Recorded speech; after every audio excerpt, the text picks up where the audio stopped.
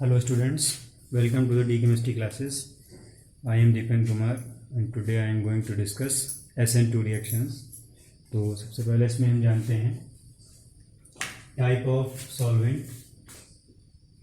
Type of solvent में आपको previous video में हमने डिस्कस किया था कि जो आपके SN2 रिएक्शंस होते हैं वो पोलर अप्रोटिक सॉल्वेंट्स में होते हैं। पोलर अप्रोटिक सॉल्वेंट का मतलब होता है जिसमें एसिडिक हाइड्रोजन नहीं होता है।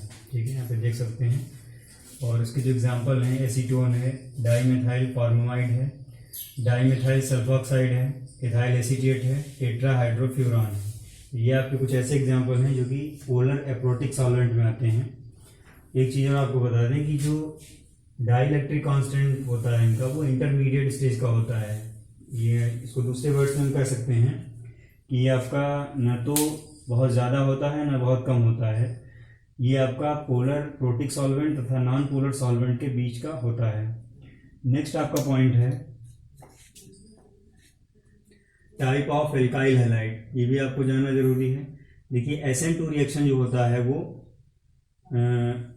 1 degree alkyl halide and methyl halide पर ज़्यादा होता है। 1 डिग्री एल्काइल हैलाइड का मतलब होता है यहाँ पर अगर कोई ऐसा कार्बन है जिससे हैलोजन अटैच हो और उससे केवल एक ही कार्बन अटैच हो, यानी कि कोई ऑर्गेनिक ग्रुप हो या फिर आपका मेथाइल ग्रुप हो, तो इसको हम बोलते हैं 1 degree alkyl halide. Methyl halide भी हो सकता है। मेथाइल हैलाइड में जो आपका कार्बन हैलोजन से अटैच होता है उसकी जो 3 वैलेंसीज होती हैं वो आपकी हाइड्रोजन एटम से बैलेंस होती हैं।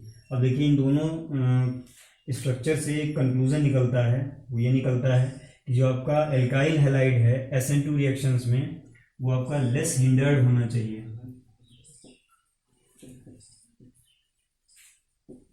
Less hindered alkyl halide. ठीक है, जो आपका लेस हिंडर्ड एल्काइल हैलाइड होता है वो SN2 प्रेफर करता है। अगर ज़्यादा हिंडर्ड है, हाईली हिंडर्ड है या बल्कि ग्रुप्स उसमें अटैच हैं तो वो आपका SN1 प्रेफर करता है, SN2 नहीं करता है। तो ये बेसिक्स इन्फॉर्मेशन आपको सबसे पहले पता होनी चाहिए।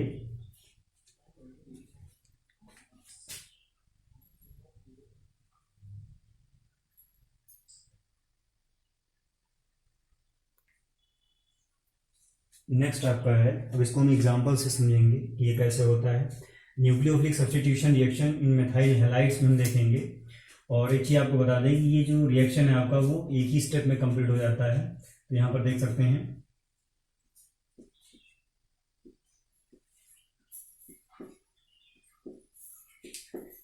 ये आपका मेथाइल हैलाइड है। ठीक है, सबसे पहले क्या होता है, न्यूक्लियोफाइल बैक साइड से इसमें अटैक करता है। आपको बता दें यहाँ पे बैक साइड से इसलिए अटैक करता है क्योंकि जो हैलोजन एटम है उसके पास में 3 लोन पेयर्स होते हैं। और आपको हमने प्रीवियस वीडियो में बताया था कि जो आपका न्यूक्लियोफाइल होता है वो इलेक्ट्रॉन रिच स्पीसीज होती है। अब यहाँ पर इलेक्ट्रॉन रिच स्पीसीज के पास जब जाएगी तो उसमें हैवी रिपल्शन होता है, इसलिए ये इस साइड से अटैक नहीं कर पाता है। यहाँ पर न्यूक्लियोफाइल जो होता है वो बैक साइड से अटैक करता है और इस टेट्राहेड्रल कार्बन पर करता है। तो जैसे ही अटैक करता है वैसे ही ये लीविंग ग्रुप जो आता है आपका हैलोजन एटम है वो बाहर जाता है। तो यहाँ पर एक ट्रांजिशन स्टेट बनती है। ट्रांजिशन स्टेज आपकी ऐसी स्टेज होती है जो कि रिएक्टेंट एंड प्रोडक्ट के बीच की एक स्टेज होती है। यहाँ देख सकते हैं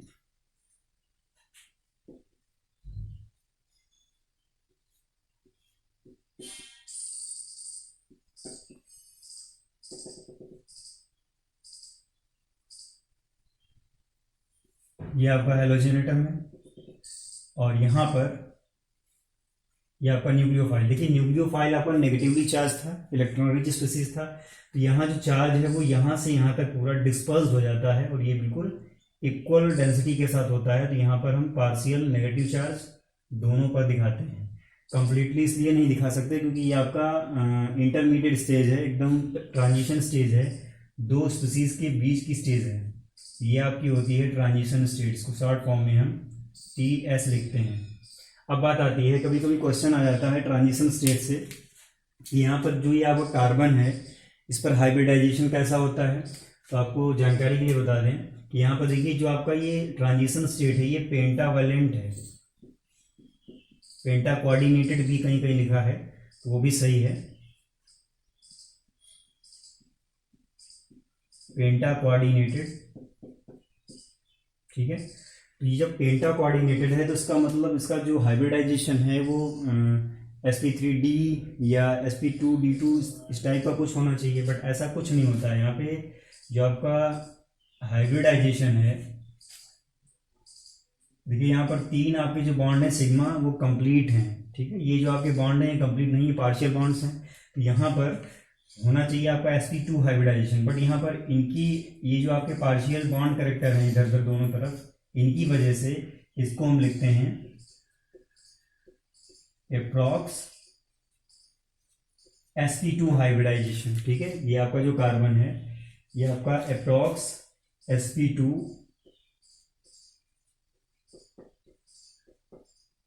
हाइब्रिडाइज्ड होता है। तो ये चीज़ आप ध्यान रखिएगा, यहाँ पे कंफ्यूजन बहुत लोगों को होती है कि ये कार्बन जो है आपका इसका हाइब्रिडाइजेशन क्या है। तो इसका हाइब्रिडाइजेशन बिल्कुल एग्जैक्टली sp2 नहीं होता है, अप्रॉक्सीमेटली sp2 होता है। अब देखिए जैसे ये आपका इसके बाद में ट्रांजिशन स्टेट बनता है, तुरंत यहाँ से क्या होता है, लीविंग ग्रुप बाहर चला जाता है और यहाँ आपका प्रोडक्ट बन जाता है। प्रोडक्ट इसमें देख सकते हैं यहाँ पे बैक साइड से अटैक होने की वजह से ये इन्वर्ट हो जाता है। SN1 रिएक्शन वाला जो वीडियो था उसमें मैंने आपको बताया था कि अगर बैक अटैक होता है तो हमेशा प्रोडक्ट आपका इन्वर्जन कॉन्फ़िगरेशन के साथ बनता है। तो यहाँ पर बैक अटैक होने की वजह से जो आपके हाइड्रोजन इसमें दिख रहे हैं इनकी पोजीशन जो होती है वो चेंज हो जाती है। यहाँ पे देख सकते हैं न्यूक्लियोफाइल, ये कार्बन हो गया और ये आपके तीनों हाइड्रोजन इन्वर्ट हो जाते हैं। यहाँ जो प्रोडक्ट आपका बनता है वो इन्वर्जन कॉन्फ़िगरेशन के साथ बनता है। ठीक है, यहाँ कह सकते हैं इन्वर्जन प्रोडक्ट। तो ये बेसिक सी चीज़ें हैं, इनको ध्यान रखिएगा। यहाँ पर ये जो हाइब्रिडाइजेशन वाली बात है ये थोड़ा सा ज़्यादा ध्यान रखिएगा।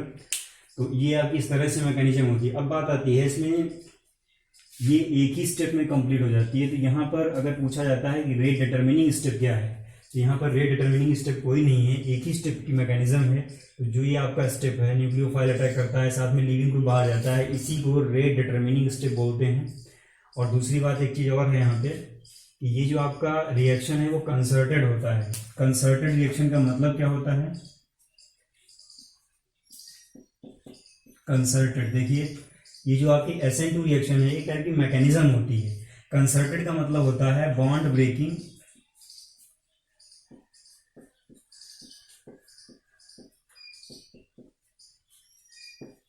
एंड बॉन्ड फॉर्मिंग, दोनों साइमल्टेनियसली हो, एक साथ हो।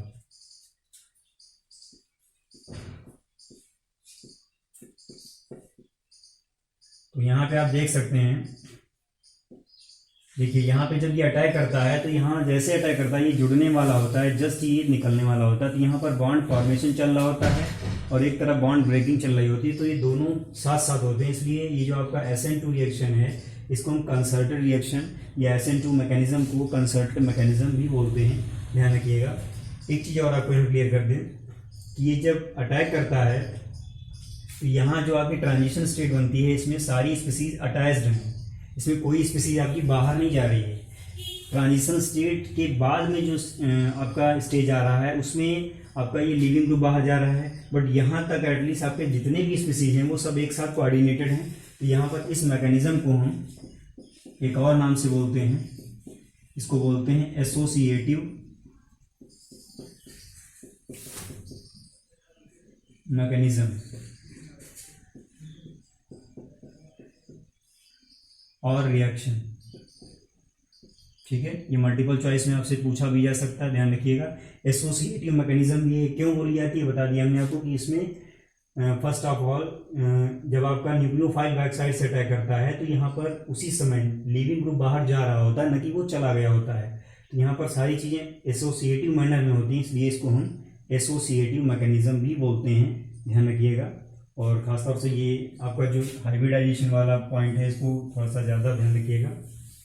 तो ये आपका था मिथाइल हैलाइड पे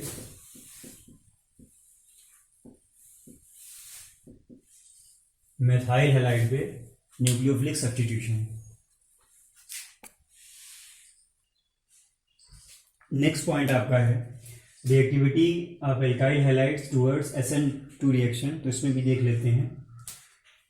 देखिए अभी हमने इससे पहले आपको डिस्कस किया है कि यहाँ पर जो एल्काइल हैलाइड हैं वो आपके लेस हिंडर्ड होने चाहिए। तो यहाँ पर अगर हम देखना चाहें तो सबसे पहले आपका आएगा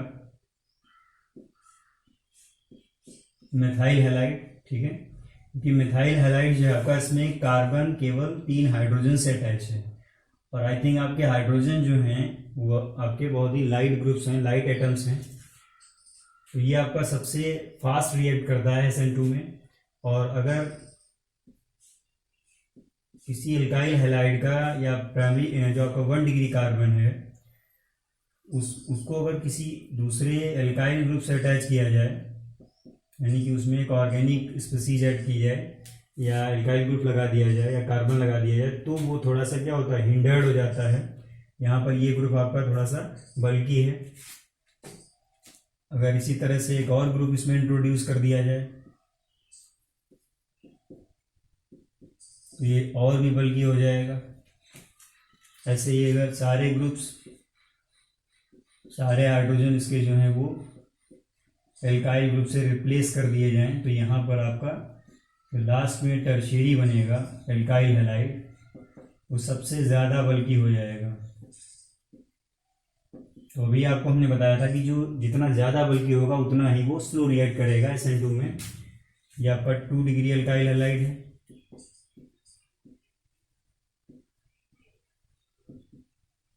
ये आपका 1 डिग्री एल्काइल हैलाइड है।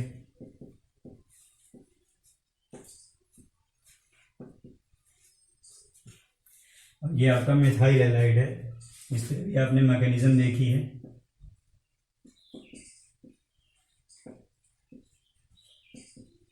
तो अभी हम बात कर रहे थे जितना ज़्यादा बल्कि होगा, यहाँ पे देख सकते हैं ये आपका बल्कि ग्रुप है, थोड़ा सा हिंड्रेंस आएगा इसमें। और ये आपका जो है इसमें 2 ग्रुप लगा हुआ है, तो ये थोड़ा इसके कंपैरिजन ज़्यादा हिंडर्ड हो जाएगा और वो सबसे ज़्यादा हिंडर्ड हो जाएगा। तो जितना ज़्यादा हिंड्रेंस होगी यहाँ पे उतना ही स्लो रिएक्ट करेगा। उसका जो ऑर्डर है रिएक्टिविटी का वो इस तरह से हो जाएगा, सबसे फास्ट रिएक्ट करेगा और ये सबसे स्लो रिएक्ट करेगा। यहाँ पर लिख सकते हैं ड्यू टू स्टीयरिक हिंड्रेंस, ध्यान रखिएगा। तो यहाँ पे अभी देखिए ये तो बहुत ही सिंपल टाइप के आपके एग्जांपल्स हैं। एक थोड़ा सा हम डिफरेंट लेते हैं।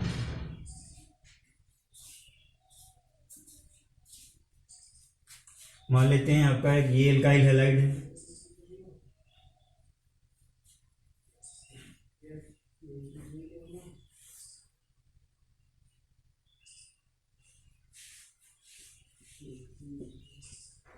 एक आपका ये एल्काइल हैलाइड है।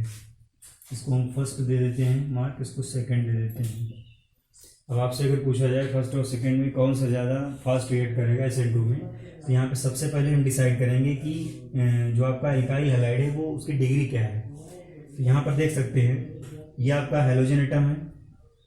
इस हैलोजन से जो कार्बन आपका यहाँ अटैच है वो कितने दूसरे अदर कार्बन से अटैच है, एक यहाँ पर ये कार्बन है और एक ये कार्बन है, ठीक है। तो यहाँ पर ये जो कार्बन है ये 2 कार्बन से अटैच है। इसका मतलब जो ये आपका कार्बन है ये कितना डिग्री हो गया, 2 डिग्री हो गया, यानी कि 2 डिग्री आपका एल्काइल हैलाइड हो जाएगा। इसमें आते हैं, इसमें जो हैलोजन एटम है ये आपका किससे अटैच है, इस कार्बन से अटैच है। और ये कार्बन फर्दर कितने कार्बन से अटैच है, ये कार्बन केवल इस कार्बन से अटैच है। तो यहाँ जो आपका ये कार्बन है ये कैसा हो जाएगा, ये आपका 1 डिग्री हो जाएगा, ठीक है। तो यहाँ पर इसको हम कह सकते हैं कि आपका 2 डिग्री एल्काइल हैलाइड है, ठीक है। और ये आपका कौन सा है, ये 1 डिग्री एल्काइल हैलाइड है। अब आपको भी हम ऊपर डिस्कस कर चुके हैं कि जैसे जैसे डिग्री इंक्रीज होती है, इंप्रूव होती है, वैसे वैसे इनका जो रिएक्टिविटी है वो स्लो होता जाता है, डिक्रीज होता जाता है। तो यहाँ पर ये जो रिएक्टिविटी होगी वो सेकंड वाले की रिएक्टिविटी ज़्यादा होगी फर्स्ट से। क्यों, क्योंकि ये आपका लेस हिंडर्ड है, ये आपका ज़्यादा हिंडर्ड है। यहाँ लिख सकते हैं मोर हिंडर्ड या मोर हिंड्रेंस, और ये आपका है लेस हिंड्रेंस। ठीक है, तो ये चीज़ आप ध्यान रखिएगा। अभी आपको वर्कशीट भी मिलेगी, उसके क्वेश्चन भी आपको आई थिंक इसी बेस्ड मिलेंगे, तो उसमें आपको डिग्री इसी तरह से डिसाइड करनी है, ध्यान रखिएगा।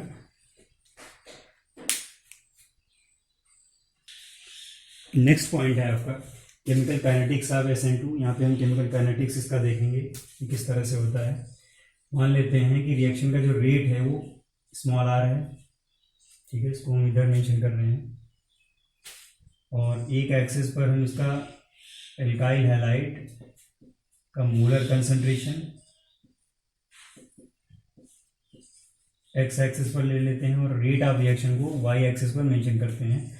तो हमें ये मिलता है कि जैसे जैसे एल्काइल हैलाइड का कंसंट्रेशन हम बढ़ाते हैं वैसे वैसे रेट भी रिएक्शन का बढ़ता चला जाता है। दूसरा, अगर हम न्यूक्लियोफाइल को देखते हैं ग्राफिकली, यहाँ न्यूक्लियोफाइल का अगर कंसंट्रेशन हम ले लें x एक्सिस पर और रेट ऑफ रिएक्शन को y एक्सिस पर दिखा दें, तो जैसे जैसे हम न्यूक्लियोफाइल का मोलर कंसंट्रेशन इंक्रीज करते हैं तब भी आपका ये रेट ऑफ रिएक्शन इंक्रीज करता है उसी पैटर्न में। तो यहाँ पर देखिए, दोनों ग्राफिकल एनालिसिस से हमें ये पता चलता है कि जो आपका रेट ऑफ रिएक्शन है वो दोनों पर डिपेंड करता है। यहाँ पर एक रेट इक्वेशन लिख सकते हैं, rate of SN2 reaction R is directly proportional to the concentration of alkyl halide and nucleophile। यहाँ पे हो सकता है आपको इसके अलावा कुछ दूसरा वर्ड मिले, यहाँ पर सबस्ट्रेट भी लिख के आ सकता है जो आपका मॉलिक्यूल रिएक्ट करता है, और यहाँ पर आपको बेस भी मिल सकता है। तो जब ये एनालिसिस आपने किया तो आपको ये मिला। अब यहाँ पे प्रोपोर्शनलिटी को हटाने के लिए कांस्टेंट का मल्टीप्लाई करते हैं जिसे हम रेट कांस्टेंट बोलते हैं, तो आपका फाइनल इक्वेशन ये आ जाता है, concentration of alkyl halide and concentration of nucleophile. तो ये आपका रेट ऑफ रिएक्शन का रेट इक्वेशन है, ठीक है, SN2 रिएक्शन का रेट इक्वेशन है। और देखिए, हमने ऑर्डर ऑफ रिएक्शन आपको निकालना बताया था प्रीवियस वीडियो में। यहाँ पर ऑर्डर ऑफ रिएक्शन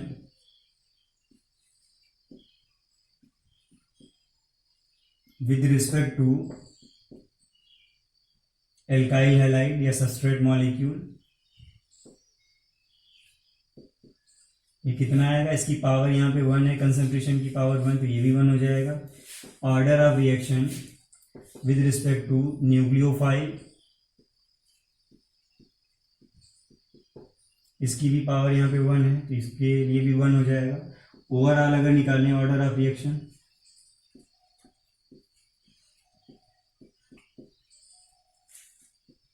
इन दोनों का टोटल कर दिया जाएगा 1 + 1 यानी कि 2 आ जाएगा। अब देखिए, यहाँ पर जो SN2 रिएक्शन है ये आपने निकाला है कि यहाँ पर सेकेंड ऑर्डर रिएक्शन यानी कि सेकेंड ऑर्डर काइनेटिक्स को फॉलो करती है। ये ग्राफ भी आप याद रखिएगा, और इनसे छोटे छोटे क्वेश्चन बनते हैं। तो इसमें I think with respect to भी आपको पता होना चाहिए, ओवरऑल केमिकल रिएक्शन का जो ऑर्डर है वो भी पता होना चाहिए, और जो रेट एक्सप्रेशन है ये भी आप ध्यान रखिएगा, इससे भी क्वेश्चन आपको मिल सकते हैं।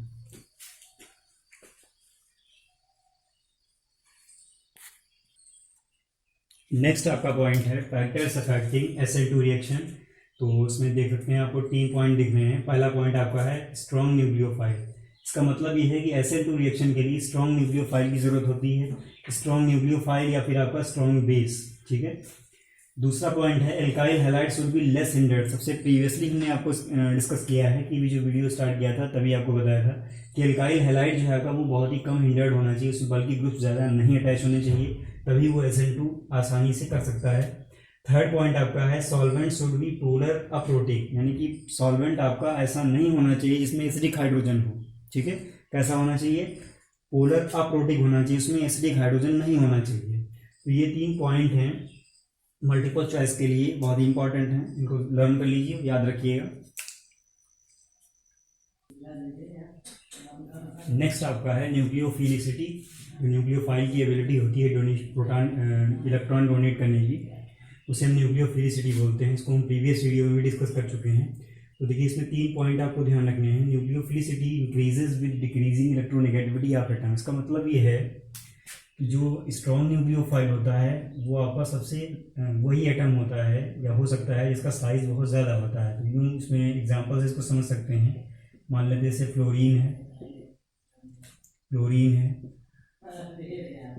ब्रोमीन है, आयोडीन है, ये आपके 4 न्यूक्लियोफाइल हैं। अब इसमें से आपको डिसाइड करना है कौन सा स्ट्रॉन्ग न्यूक्लियोफाइल है, कौन सा वीक न्यूक्लियोफाइल है। तो इसमें साइज सबसे पहले देखते हैं। तो साइज सबसे ज़्यादा इसका है, उसके बाद में इसका, फिर उसके बाद में इसका, और सबसे छोटा आपका फ्लोरीन है। तो यहाँ पर जो ऑर्डर होगा न्यूक्लियोफिलिसिटी का वो सबसे ज़्यादा आयोडाइड होगा, फिर ब्रोमाइड होगा, फिर क्लोराइड होगा, फिर आपका फ्लोराइड हो जाएगा। तो यहाँ पर जैसे जैसे साइज एटम का इंक्रीज होता है वैसे वैसे जो न्यूक्लियोफिलिसिटी है वो बढ़ती चली जाती है। क्यों बढ़ती चली जाती है? क्योंकि जब साइज बड़ा हो जाता है तो डोनेशन जो होता है इलेक्ट्रॉन का वो ईजी हो जाता है।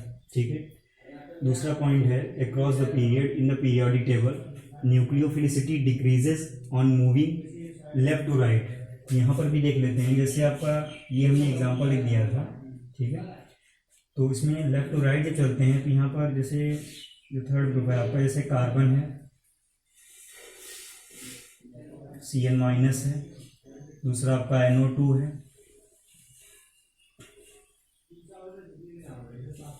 या NH2 माइनस है, और तीसरा आपका OH माइनस है।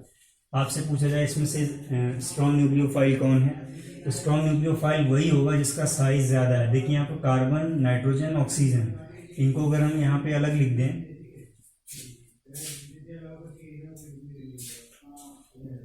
तो इसमें सबसे ज़्यादा साइज इसका है, उसके बाद इसका है। ठीक है। साइज ऑफ एटम यहाँ पे लिख सकते हैं।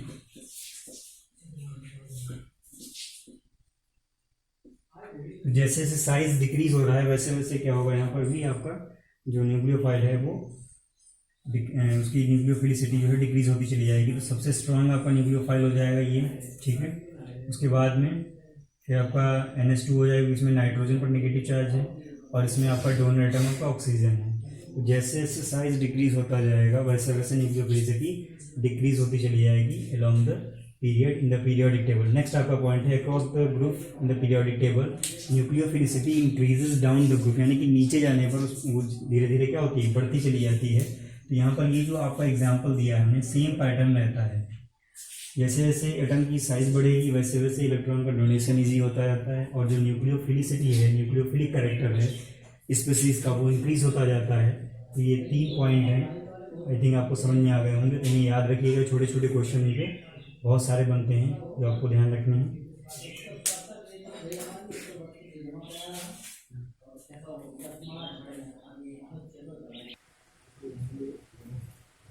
देख सकते हैं यहाँ पे वर्कशीट है, क्वेश्चन हैं, ये आपको सॉल्व करना है।